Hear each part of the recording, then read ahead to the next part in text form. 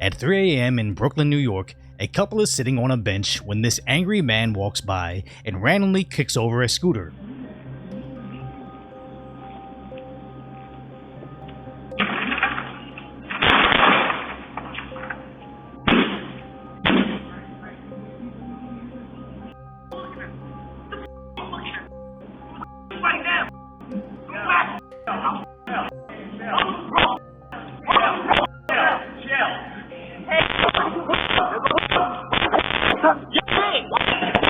Now, I can't show what happened here, but the man in the black hoodie slashes the man in the gray suit. Gray suit tries to flee, runs into the bench, falls, then black hoodie puts his blade into gray suit's heart, then kicks him.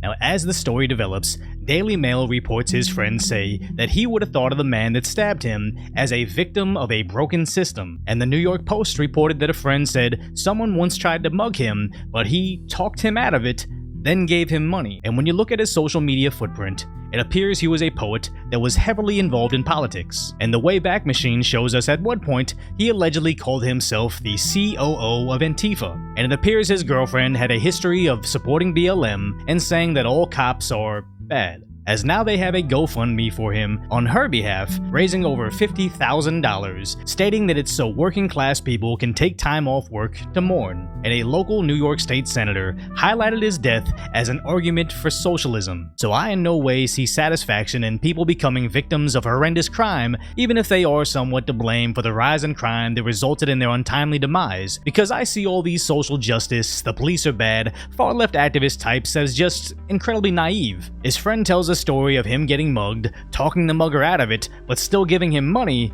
That just sounds like getting robbed with extra steps. And for him to take that same mentality to a obviously deranged man on the street kicking over bikes at 4 a.m. in Brooklyn, and he just thinks that they can casually walk right up to him saying chill out, just goes to show how incredibly coddled some people are. And I don't bring this up to be rude to the loved ones that he left behind, but to illustrate that this scenario is becoming a reoccurring theme. Remember the Baltimore tech CEO that was murdered in her home by a serial offender that had no business being free? It was later found that she was a huge supporter of the BLM movement against the police state that criminalizes blacks. And upon reviewing video, they found that she actually opened a locked door for the man that eventually ended her life. Remember the Philadelphia journalist that was shot inside his own home? It was later found how he bragged about how safe his city was and was outspoken against using 2A to protect your home. Remember the Minnesota Democrat leader that was brutally robbed outside her home? It was later found that she was incredibly focused on dismantling the Minneapolis Police Department and actually congratulated the public schools for removing police from campus. I really think these people are brainwashed into thinking that peace and safety are the default settings of the world. They've had it so good for so long, they have no idea how unnatural it is for the defenseless to coexist with predators. Then they somehow got in the same mindset that places like Starbucks, Target, and Best Buy did during the riots, thinking they could fly the flag of social justice, and it was somehow going to speak to the criminal looters into thinking, oh no, these are the good ones, let's spare them. Because no, you can't reason with criminals, and these activist types are having to learn that lesson with their lives. And I'm seeing it firsthand, as in my last video I talked about how crime in Santa Monica, California is getting out of control and how I no longer frequent the area. So I had this galaxy-brained idea to go visit yesterday. And as I ate at this restaurant, there was this insane homeless person screaming at the top of his lungs, knocking things around, and most people there were just trying to ignore him. But when he walked into the patio area that I was eating at, I made certain to maintain full observations of him when he walked through. And in my peripheral, I could only see one surfer dude doing the same, where everybody else in the area was just trying to keep their heads down and ignore him. So about 30 people are here,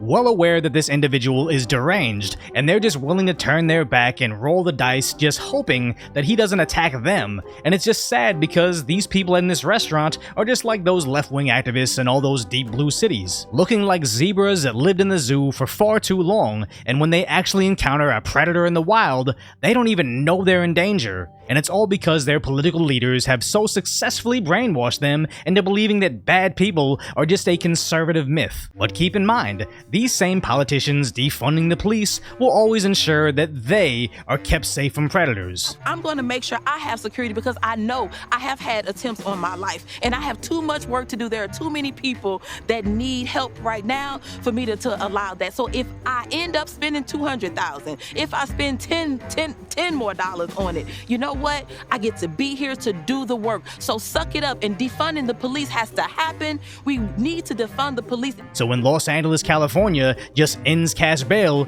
I guess LA residents are just expected to suck it up. So hopefully all these naive voters will take this growing list of tragedies to heart and finally realize that kindness to criminals is actually just cruelty to victims. And if you appreciate my concise, sometimes lighthearted commentary on the tragic status that is today's reality, hopefully I've earned your subscription, then go check out the video on how the internet hive mind finally found Piano Guy some justice.